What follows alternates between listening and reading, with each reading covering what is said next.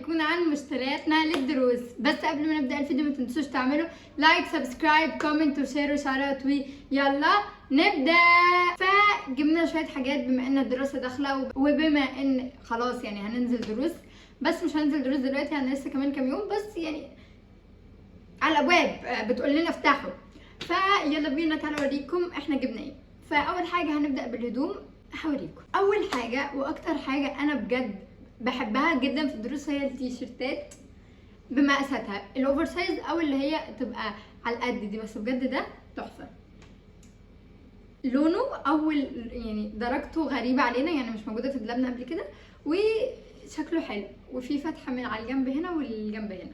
هو بجد تحفه وسعره اتحف في الجون. وتاني تيشيرت هو ده هاي ويست، اوكي. وده مش اول مره نجيب القماشه دي ولا اول مره ندخل المحل ده. القماشه دي جبنا منها تيشيرتين، لو انتوا شفتوا الفيديوهات القديمه بتاعت مشترياتنا جبنا منه اللون الاسود واللون البيبي بلو، ده كانوا بصراحه تحفه وعمليين جدا وكنا بننزل بيهم الدروس.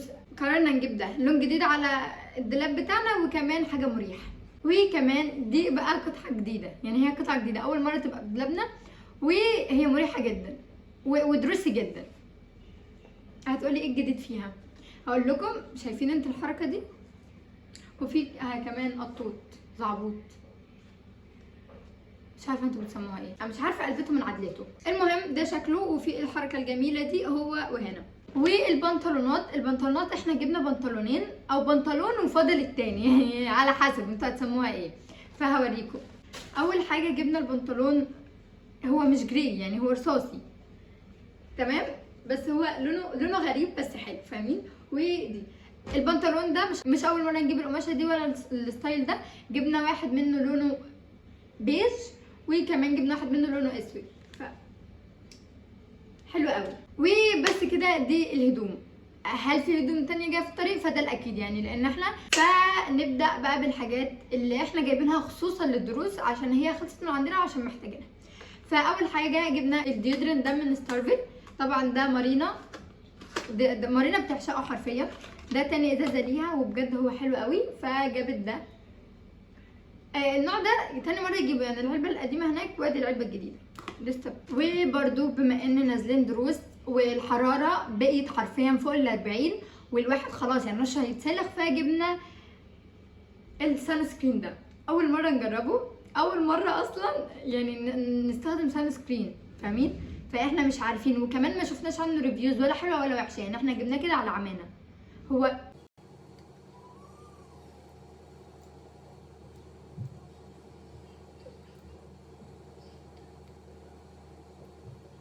هو خفيف قوي، يعني هو خفيف قوي، هو كريم بس كريم جل، عارفين انتوا الحركه دي؟ عامه احنا جبنا السان سكرين ده مخصوص عشان الدروس، عشان بجد الواحد بيسمر في الدروس اكتر ما بيسمر في المصيف او في السفر بشكل عام. فاحنا جبنا ده. وكمان مارينا جابت بديل الزيت ده، هو ده اكتر حاجه ماشيه مع شعرها واكتر حاجه هي بتحبها فجابت ده.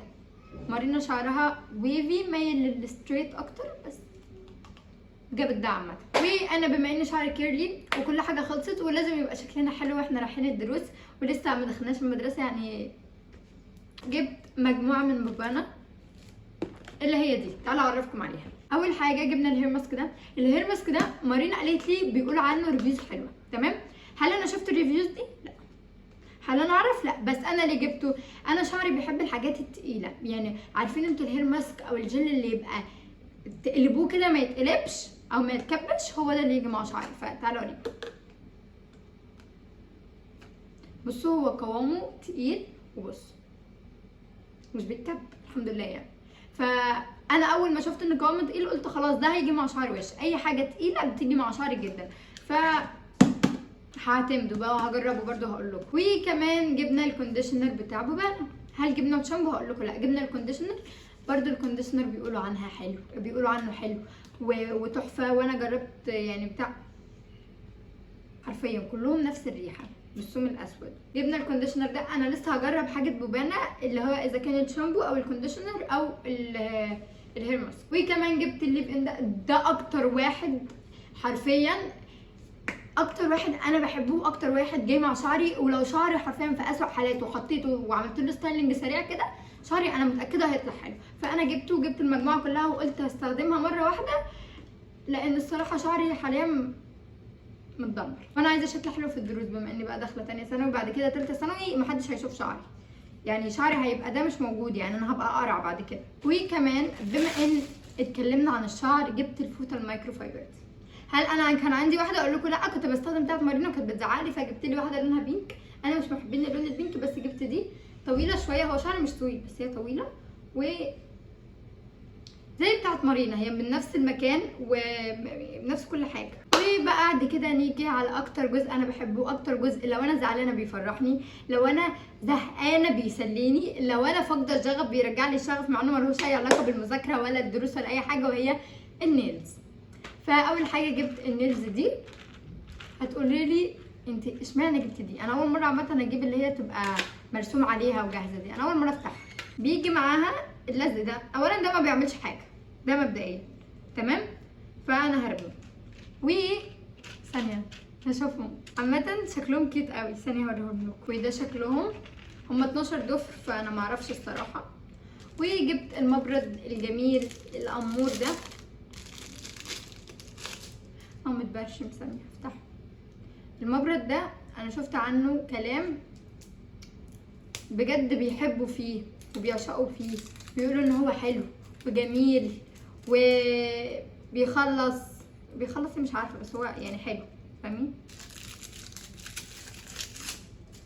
في 7 اتجاهات، ده شكله. عامه انا اي حاجه فيها ضوافر هتلاقوني ماشيه فيها. جبت برضه ضوافر 100 ضفر بس دي جايباها على القصير، انا بحب الضوافر الطويله بس ما علينا. الشيب دي انا بحبها جدا، تبقى تحفه مع ضوافري. بصوا انا عندي منكرات كتير بس اللون ده اول مره يبقى عندي، هل اسكت؟ لا جبته.